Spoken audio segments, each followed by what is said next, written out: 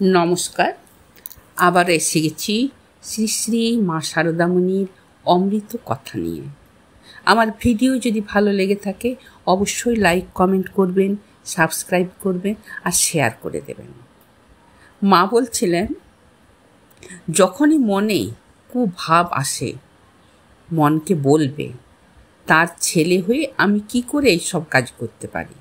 দেখবে মনে আপনা আপনি বল আসে।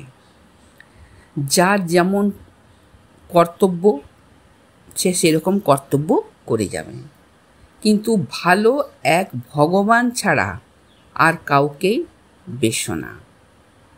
সবাইকে ভালোবাসবে কিন্তু ভগবানকে বেশি করে ভালোবাসবে। সকলের ওপর সমান ভালোবাসা হয় না, আর যেটা হয় সেটা কি জন্য হয়? যাকে ভালোবাসবে তার কাছে প্রতিদানে কিছু চাইবে না, তবেই সকলের কাছে তুমি সমান ভালোবাসা পাবে।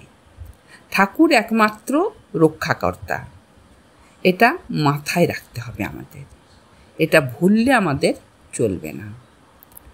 যখন মনে কোনো বিষয় উদয় হবে, জানবার ইচ্ছে হবে, তখন একাকী কেঁদে কেঁদে ঠাকুরের কাছে প্রার্থনা করবে। তিনি সমস্ত মনের ময়লা এবং কষ্ট দূর করে দেবেন আর বুঝিয়ে বলবেন। সর্বদা বিচার করবে, যে বস্তুতে মন যাচ্ছে তা অনিত্য চিন্তা করে ভগবানে মন সমর্পণ করো। তিনি জীব জন্তু সবারই মধ্যে আছেন বটে, তবে সংস্কার ও কর্ম অনুসারে সকলে নিজ নিজ কর্মফল ভোগ করে।